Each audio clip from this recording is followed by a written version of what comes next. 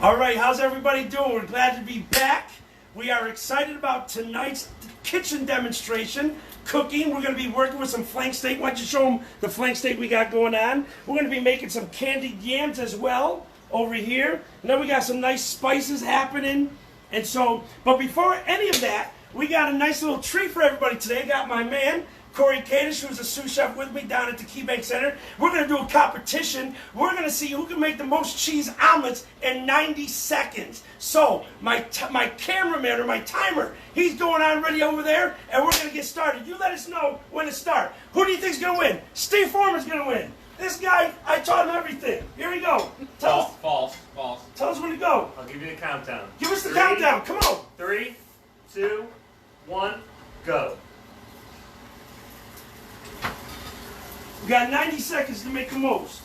John Martin says, Cadis, you can stop smiling like a goober. Okay. Oh, mine's not working. Sounds like you're going to lose. Uh-oh, Jared, I'm sorry. I'm messing up your... And it's got to be completely dry. What does that even mean? 1. How much time we got? You got 55 seconds. 55 seconds. Notice who's all calm doing this. This guy really doesn't know what he's doing over here.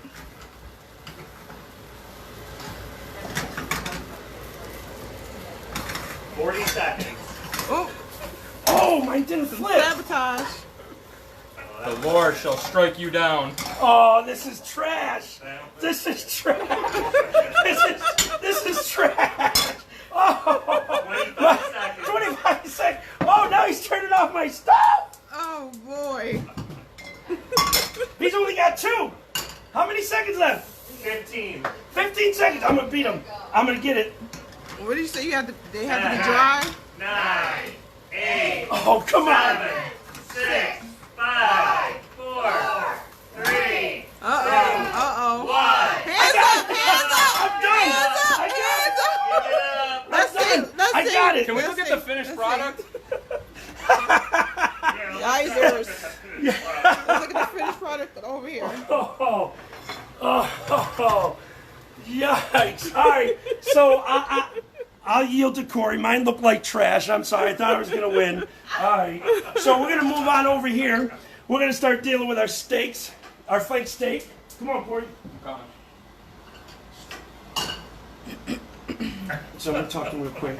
So Corey's going to start introducing you about our flank steak. This is what we're going to be serving tonight. The people in the back are going to enjoy the great meal we're going to prepare today. Jarrett works with me. This is his wife over here and his parents. They've invited us to work in their kitchen today. So they're the ones going to enjoy this fabulous meal that we're going to create, which is our dry rub, seared flank steak, served with candied yams, and we're going to make some blistered tomatoes as a side to our entree. So I'm going to really quick throw this over to Corey, and he's going to talk about the flank steak. So what we got here is a nice flank steak, courtesy of Wegmans supermarkets here. Flank steak, it's a very lean cut of meat. 25 grams of protein per 4 ounce of raw. And we're going to do a nice rub on there. So chef's got a nice array of spices. I'm going to just create something. Okay. We're going to go with some sugar, some chili powder, a little paprika, some cumin, pepper, some salt,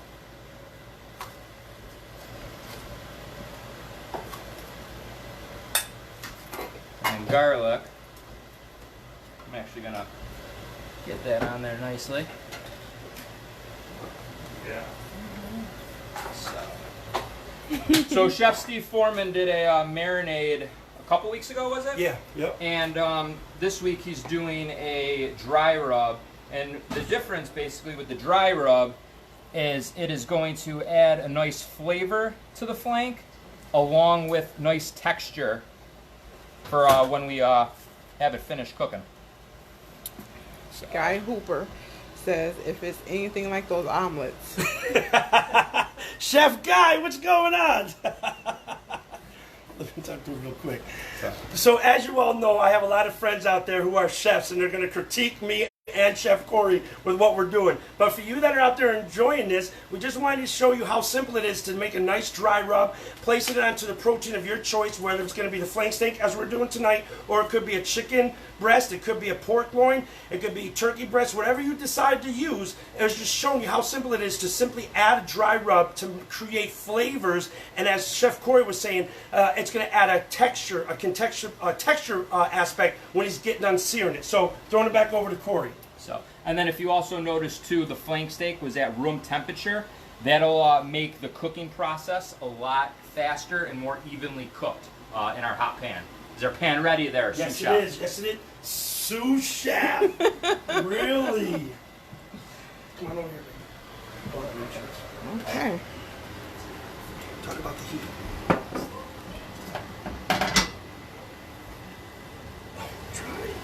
So what we're doing is, right now this cast iron pan is the very heavy and solid base. So when I pan sear, it's something I can use and get it really hot. And what Corey's going to do is he's going to get a nice sear in that pan. And after it's searing both sides, we're going to reduce the heat so the residual cooking of the steak will continue in the pan. Oftentimes, though, people will take the whole pan and throw it in the oven to bring it to its final temperature. What we want to do is we want to cook it to around 110. A lot of people enjoy steak at about, rare, medium rare. And that's going to be about 110 is where we want to have it at. So what we're doing is we're just searing it. Now, one of the biggest things we want to remember is we're creating what they call as a Maillard reaction when we're searing our steak. The Maillard reaction is basically protein and heat reacting. So the amino acids that are in the protein in your steak are reacting to the heat of the pan, and it's going to change the flavor profile of the steak. It's going to give it that nice char, smoky flavor, which a lot of people enjoy when they eat a steak. It's kind of like being a grilled steak, but we don't have a grill, so we're going to sear it, and it kind of creates the same flavor profile other than not having the charcoal flavor. So I'm going to let Corey continue to work with his steak right here. John says, that's not very hot. I can barely hear the sizzle. I know. Well, my sous chef couldn't get the pan up to the proper temperature. Scrambled eggs over here. Hey, John, you already know what I'm working with. You already know what I'm working with, John. Somebody asked, was that a picture of you on the on the fridge? I think John said that. Hysterical. So again, while he's searing this, it's very important that it gets it nice and charred, so that way we can get a nice color on the steak. Let's work on the yams while Corey's doing that real quick. It's gonna take a little bit. So what we have here is we're going to make some candied yams out of our sweet potato. And this is real simple. It's very flavorful. The sweet potato is something that I love. It's got a lot of flavor to it. Potatoes or to rice. We're going to take our sweet potatoes and we're going to peel them real quick. And I'm going to show you the importance of how to make great candied yams. Now again, a lot of people may not like the sweetness of the candied yams, but I'm going to be honest with you, from my neck of the woods, we in my neighborhood, we love candied yams. We love them. We like that sweetness, and we love the texture of the sweet potato. We cook it in butter and sugar, roasting it in the oven. When it's complete, it comes out fabulous. So that's what we're going to make right now. But there's a trick to making sure my sweet potatoes cook evenly. So real quick, I'm going to peel. And I got a nice large sweet potato. They come in different sizes, smaller sizes. So of course, depending on how many people you're going to be feeding, determines how many you're actually going to need. So today, I have these two large sweet potatoes, and this will feed about maybe 6 people. These two large sweet potatoes when we get done with them. So we got to make sure we peel them, take all the skin off. It's smelling really good in here, Chef Corey. You guys smelling great with that rub. That's what I do, chef. Make flavorful rubs. I prefer to put a nice chili powder, smoked paprika, brown sugar, coffee, salt, and pepper rub. Okay. It's one of my go-tos. You want to be careful when you're doing your rubs too, folks, that depending on the ingredients you add, you go a little easy, such as like cayenne pepper. If you put a heavy-handed cayenne in there, it's just gonna ruin your entire dish. Unless you like that. What was the seasonings you put on this, Rob? This was chili powder, cumin, paprika, white sugar, salt, pepper, and some fresh garlic. All right, so here we are. We have our sweet potatoes. We got our sweet potatoes peeled. Now, what's important is it's slicing it now. So if you look at what I'm about to do, I take my chef knife, I'm going to cut vertically down, and I have to make these evenly. Because what I'm going to do next is I'm going to boil these real quick. So I got that. And then you're going to want to slice your other sweet potato.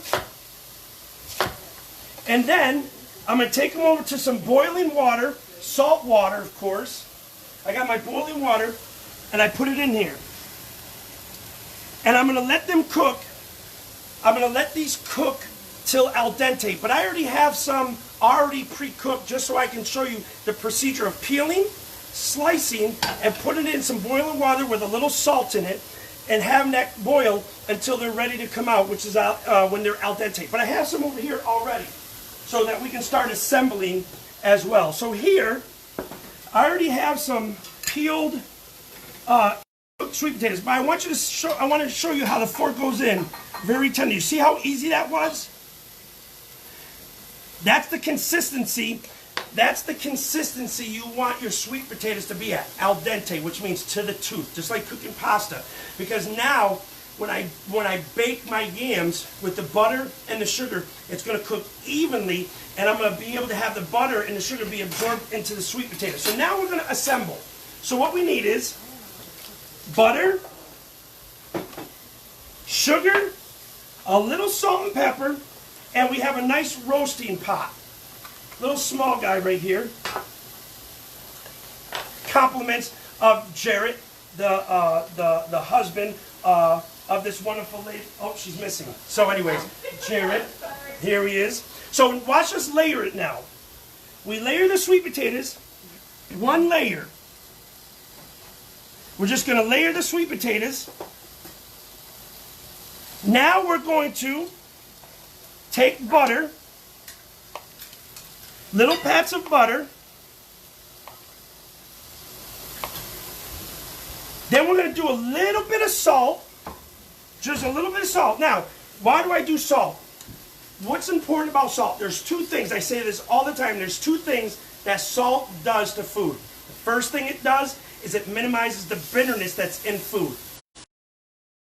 Number one. Number two, it elevates the natural sweeteners that are in food. So sweet potatoes has a natural sweetener in it. They're naturally sweet. Not as sweet as we're going to make them, but they have a natural sugar in them. And so adding salt, when it bakes and it reacts to the food, what happens is the salt elevates the natural sweeteners that are in food. So therefore, it's important for us to add a little bit of salt. Now, the candy piece. Watch how much sugar we have to put in here. I have the recipe on my Facebook page. You can go and look at the recipe. You have to have that much sugar. Then we're going to do another layer. Another layer of sweet potatoes. I think somebody I heard just say, that's diabetes potatoes. Let me see. I think somebody just said those are diabetes potatoes. Well, honestly, they have a lot of sugar, yes, but that's why they're called candied yams. You have to have all that sugar. So again, we got another layer of sweet potatoes. And here we are. We're going to add our butter again. Adding this butter makes it nice and rich and fatty, right? We know fat is flavor. And now we're going to add more sugar. What? More sugar? Oh, yeah. More sugar. And what's going to happen is the heat from the oven is going to start to break down the sugar, and it's going to bind with the butter. It's going to make a nice syrupy type of texture in the potatoes. And so we're going to have these candied yams. Now I have some in the oven, but what you do is once this is finished, a little bit of salt. Once this is finished, you want to cover it with foil. Throw it in a preheated oven at 350 degrees. And you're going to let it cook for at least an hour and 20 minutes or so. You're going to want to cook them. Now, what's going to happen is when you take the foil off, you're going to see syrupy liquid. It's going to look syrupy. That's because the sugar has broken down and it starts to break down while it's being heated, and it's going to create that syrupy sensation, and it's going to add so much flavor to your sweet potatoes. Oh yeah, look what Chef Corey's got going on. Look at that. Look at that flavor. Throw in a little cherry tomatoes with some olive oil, salt, and pepper, and some thyme. Let those blister in the pan. I don't think you got enough sugar on your potatoes there, Chef. Oh, I got no sugar. So what we want to do now is, let's remind them how to cut our diced onion real quick. So as you all know, we're always trying to build up people's confidence how to dice an onion. So let's go over it one more time. Here we are. We take our onion. We're going to peel. You know what? I'll tell you what. I want you to go to my YouTube page. Go to Thyme and Honey and log in there and find the video of how to dice an onion. Because I'm trying to get 1 million people to learn how to dice an onion properly. So that's Thyme, THYME-N-Honey, H-O-N-E-Y. Go to my YouTube page, see the video of how to properly dice an onion. I want everybody to try to do it. Learn how to properly dice an onion. So go to that. Now, let's go look at my yams that I have in the oven real quick. Oh yeah. Look at this. Woo! Gorgeous. Look at that. Now, you can see the nice syrup, the nice candiness. That's going to be so good. Looking for some caramelization. Oh yeah, that's beautiful right there. That's caramelization. There you go. Look at that. Nice. Look at how wonderful that looks. Okay. Now the other pan was smaller than that, so are they cooking at 2 different times? Yes, yes, absolutely. Who is that, John?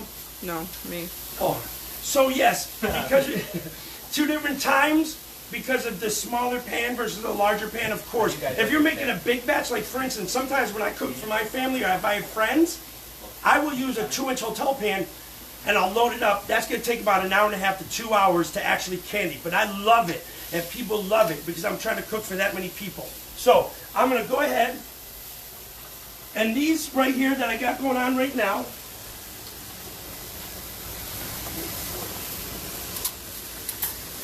so if you look, they're boiling. Oh yeah, they still, so you'll see how I can't get it, I can't put the fork through it, so it's not ready yet. So now, over here, babe. We're smoking over here, are we, Mrs. Foreman? Yes. Woo! So what Corey's got going on in there also is blistered tomatoes. So what he's doing is adding the flavor from the steak is releasing its grease, its fat, it's getting into the pan. He threw some fresh herbs in there, and now he's just tossing the cherry tomatoes to add to our finished dish that we're going to serve. So this is a great way. This is a great way to use one pan and do a couple of things with it. So he's utilizing one pan to sear his steak and look at that. Squirting. Pause. Blistering the tomatoes and everything. So I'm going to be cooking these for a couple more minutes, and then our guests prefer them medium rare, medium. So then I'm going to pull them off, let them rest on a cutting board. It's extremely important when you're cooking beef or any type of meat to let it rest. That way the juices don't all come out and your steak gets kind of dry and tough, and you got a mess on the cutting board. So I'm going to let these rest probably for about 5 minutes. Okay. So also what we're going to be doing, what I also wanted to do was show how we can utilize our steak in a couple of variations. So one of the things that we're going to do this is ready to go ahead. What we're going to do is we're going to let the steak rest, as Chef Corey said. Now we're going to serve it as an entree because we're going to have the candied yams, we're going to have the blistered tomatoes, and we're going to thinly slice the flank steak. But what we also can do, if we're throwing an hors d'oeuvre party, what we can do is we have some toast points here. And what we did was we sliced them, we seasoned them, olive oil, we threw them in the oven, lightly toasted them. So there's still a little softness, but there's also a little crunch. And what I have here is a nice horseradish cream sauce. And so what I'm going to do is I'm going to begin lathering our toast points with the horseradish cream, and then we're going to take slices of beef and fold it onto our toast points and serve them as hors d'oeuvres. And this is a great way to cross-utilize the steak that we have available that we've created. So not only can we use it as an entree, but we're also going to use it as an hors d'oeuvre if we're hosting an hors d'oeuvre party. This is how easy your cooking should be. It should not be difficult. We made this early. You can make the dip 2 or 3 days in advance. All that dip consists of is sour cream, mayonnaise, whole grain mustard, horseradish, freshly prepared horseradish, salt and pepper. Whisk it.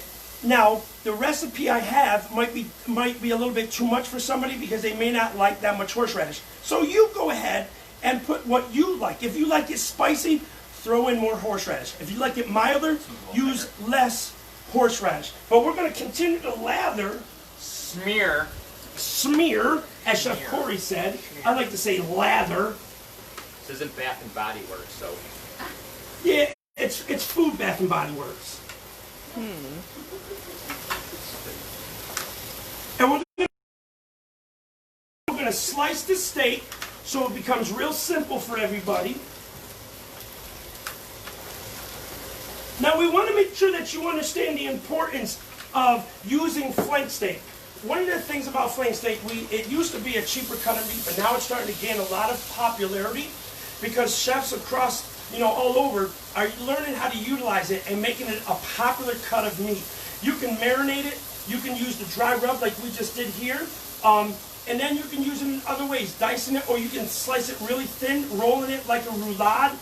There's many applications you can use flank steak for it. So it has become a little bit more expensive, but it's a very, very flavorful cut of meat because it comes from the belly, and therefore it has some extra fat to it, and it's going to taste great. Because we know fat is flavor. That's what fat is. Fat is nothing but flavor. That's what we love in our food, flavor. So we just used a baguette, sliced it on the bias. This is a multi-grain. And now I'm going to go ahead and slice some of this beef.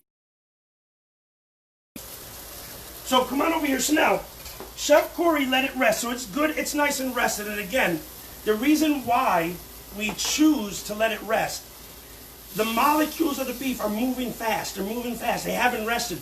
And if I slice the meat open, it's going to bleed out. The juice is just going to bleed out. And as he mentioned earlier, it's going to make your food tough. It's going to make it dry. It's going to make it tough. So we let it rest. Why? Because as the meat starts, the molecules start to slow down, the meat absorbs those moisture molecules again, and it stays suspended in the steak. So when I slice it, there'll be some juice, but it won't be as much juice coming from the cut once we cut it. So that's why we let steak rest. So now, we also, this cut of meat requires a very, it has to be sliced on a bias. So let's show you how we slice it. So we start here, and we just slice it on a bias, on an edge. See how see how it's not bleeding out? Look at that. Oh my goodness, look at that. Look at that flavor. You see that fat right there? That's going to be so good. You cut against the grain. And we're slicing it nice and thin on a bias. Look at the color of that meat, boy. Oh my goodness. So we are getting some juices to flow, but not as much. And so what we're going to do is, now watch this. I'm going to take a couple of these. Oh, look at that. Look at that, huh? Absolutely amazing. Chef Corey, can you get some parsley and we can decorate this for a little bit? Absolutely, Chef. Look at Walk behind you. we're slicing thinly. Go ahead and show them how we're slicing this thin. And it's so important that you slice it on a bias and thin. Just a little sprig on each one, And here we are. Oh, look at this. And then we're going to put them right on the cutting board.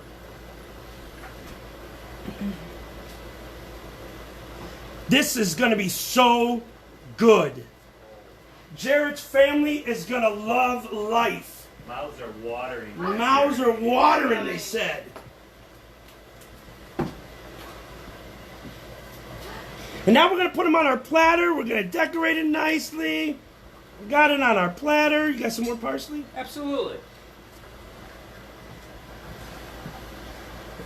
And this is how you do it for an hors d'oeuvre party. You set yourself up.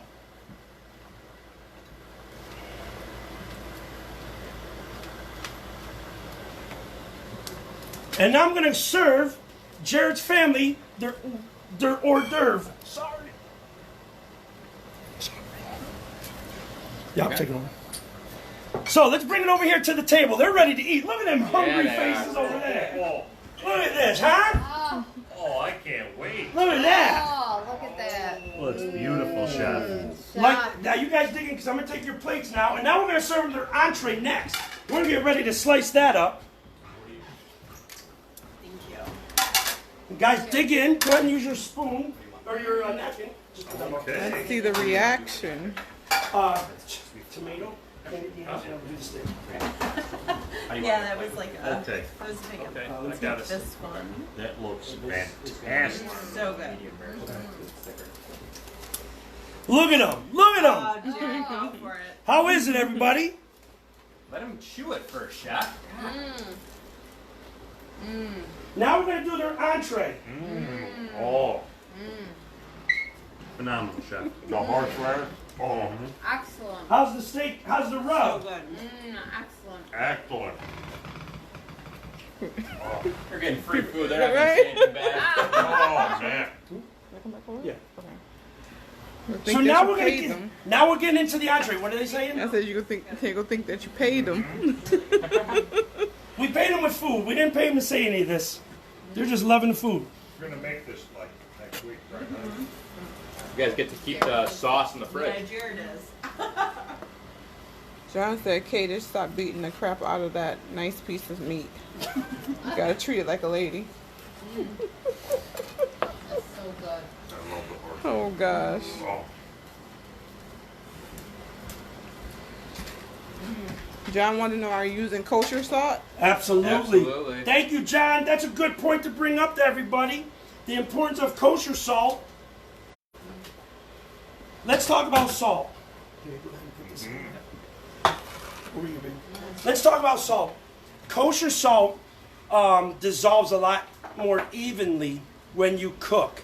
It melts properly, more efficiently into your food. Iodine salt doesn't work. If you have iodine salt at home, throw it out. Get kosher salt, sea salt. People want to say Himalaya rock salt. Oh, that's fine. Whatever. Just don't use iodine salt. The best thing to do, you got to use kosher salt. Because kosher salt dissolves evenly on your palate, so it's incorporated into your food more evenly. So it tastes way better. So much better. So that's a good point from my man, Chef John, out there in Cleveland. We're going to be heading out his way soon, too. No, we're not. I'll leave Kadish in Buffalo, John. So now, I'm going to have Corey send this over there. Go ahead. Now they're going to get their entree with the candied yams. I can't wait for them to try the candied yams. Oh, look at that. Oh, yeah. All that Oh, that's so delicious. There you go. These people over here are just loving life. Oh, absolutely. It doesn't get any better. We are. Thank you. Jared's always getting food. There you go. That's all I want. It's like a heaven. So, you saw how simple it was for us to make a meal that we just made for Jared and his family with Chef Corey and myself. Now, again, it's really simple. The steps that we use, anybody can use. We wanted you to see by just taking a flank steak, creating your own dry rub. It doesn't matter what you use. Just be mindful of how to proportion what seasonings you want. Like Chef Corey was saying earlier, cayenne pepper is a great spice to have in your mixture, but you don't want to overpower your guests with too much spiciness coming through the entree. How's the candied yams over there? Jared, how are they? They're about to be in a coma. Phenomenal. So the dry rub is rubbed onto your steak, and you can definitely dry rub it earlier in the day if you want. Let it sit on there, let it sit. But dry rubs basically don't penetrate as much as a marinade will, but it still adds flavor, and it can add a nice crunch, a texture to it. I'm sorry, yeah, I gotta get it together, right? Component to your entree. Then we did the candied yams. We peeled our sweet potatoes, we sliced them, we boiled them. Then when you drain them, you instantly begin to do the layers of your sweet potato, your salt, your butter, your sugar, another layer of sweet potatoes, your salt, your butter, your sugar, and then you just finish it in the oven. And so you can do that so simply. And then we just took some cherry tomatoes and tossed it into the same pan that we roasted our steaks in, or that we seared our steak in, and just with a few extra herbs, salt, pepper, and olive oil, those blistered tomatoes gain the flavor that came off of the steak, and it gets tossed into the cherry tomatoes to add some flavor sensation to the dish. So it was really simple. Question, yes. Okay, John asks, what about in brines? Is iodine salt okay for that? No, we would not put a lot. Well, iodine salt I wouldn't use iodine salt, John. That's me. Scientifically, or pink salt? dealing with the chemistry of salt, you can. I don't like using iodine salt. So if the people that are watching, if you want to use it for a brine, sure, that would be fine. I just don't like using iodine salt. I'd rather just not have it in my kitchen, especially in the kitchens at our arenas or at restaurants, because I don't want my staff to mistake by taking kosher salt or taking iodine for kosher salt. Even though you should think the appearance, you would be able to tell the difference, but a lot of people don't have a trained eye to see the difference between iodine salt and kosher salt. But you can, to John's question, for brines, yes, you can use iodine salt. John, it's kosher salt all day, all right? That's what I'm saying. Fine. But you already know he's going to want the kosher salt, right? You already know that. So, any other questions from our great viewers out there? 'Cause He also commented and said, I got 3 restaurants. Would love to have a celebrity chef appearance service one night. Who said that? John. John? We're there. You know we're there, John. They could use a good pairing of wine. I don't know. That would be The somebody wife of the else. household has the pair. Yeah. 2 bottles are down. We're fine. Oh, Candy Kadish asks, where's the wine? Candy Kid, your mom. So, again, we just want to thank everybody. We just want you to be aware of how simple these are. This is something that I'm starting to do regarding the cooking demonstrations on Thursdays. We're going to different people's houses. Next week, I'm going to be in Niagara Falls. A wonderful couple up in Niagara Falls invited us to come up there. Erica, we can't wait to see you. You and your husband will be there next Thursday. The following Thursday, I believe I'm going to be at another house up in Amherst. But if you would like for us to do that, you could drop a comment in my feed, and we can talk about it. But we just want to show people how simple it is to cook in a regular household, just in a regular kitchen, and make phenomenal food. Taking some ingredients, mixing them properly together, using the right cooking techniques with the right pairings of spices or herbs, and suddenly you've turned your kitchen into a masterpiece. You're making your place an establishment of fine cuisine, a bon appetit. So that's what we wanted to do. We hope you enjoyed it. The recipe for the dry rub and the recipe for the candied yams and for the flank steak are all on my news feed for my Facebook. So until then, we really appreciate my chef Corey being here with me. He'll be with me a couple more times during this time. But if you would like for us to do it, go ahead and drop me a line on my news feed. Inbox me if you want, and we'll be happy to come out to your home. We'll feed 4 people. We'll just use the demonstration kitchen and cook for whoever that's there while we're doing this live feed, explaining how simple it is to make these wonderful foods. So, One more question. Yep, question. Could you do squash like the potatoes? Yes. So you can, but you want to be careful. I got chefs over here. I'm sorry. I'm sorry. So, for instance, acorn squash. A lot of people will take an acorn squash, cut it in half, take the seeds out, wedge it, and what they'll do is they'll coat it with butter and sugar and bake it in the oven, and it almost comes out the same way. But the fiber structure of potatoes are all different. So like for instance, spaghetti squash. I wouldn't be able to do that because it would just not come out right. It wouldn't look right when you finish it the way we just did the candied yams. So you need something, the squash, that has the fibrous substance that it won't split apart, shred apart once we bake it. So, you know, butternut squash is a good one that can be used. Butternut squash, acorn squash, like I said. There's a lot. Pumpkin, if you want to try it with pumpkin, that'd be great also. But these are the things that you can make so simple in your home. And if you do some of these things with squash, what I would prefer to do is maybe cube it and toss it in sugar and butter, put it in a casserole dish, cover it, and bake it in the oven. And that's another way you can do it. What I do also with sweet potatoes, I dice them small, roast them in butter and sugar, and it comes out to a little bit crispy on the outside, because instead of me covering it and baking in all that butter and sugar, I let it roast open so that the skin of the diced sweet potato gets a little dry, and it creates a crisp sensation, and it comes out phenomenal that way as well. So these are great questions.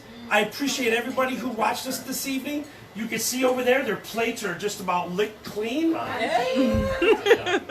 They're enjoying everything. So until next time, next Thursday, we'll be here again at 7 p.m. But go to my YouTube channel, Thyme and Honey. Try out the video, how to dice an onion properly. I want 1 million people to learn how to properly dice an onion. It's so simple. And we enjoy everybody viewing in today. And again, if you have more questions after, go ahead and inbox me or throw something on my feed, and I'll read it and I will get back to you. So until next week, we appreciate everything you did. I appreciate Jarrett and his family for allowing their home to be used. I appreciate Chef Corey for being here with me. And last but not least, the best one in the house is the camera person, my wonderful wife, Miss Renita Foreman. I'm not low budget today. Really? You gotta smooth something like that? Stay safe out there, everybody. Yes, stay safe. Thank you very much. Y'all have a great evening and a safe week. Thank you.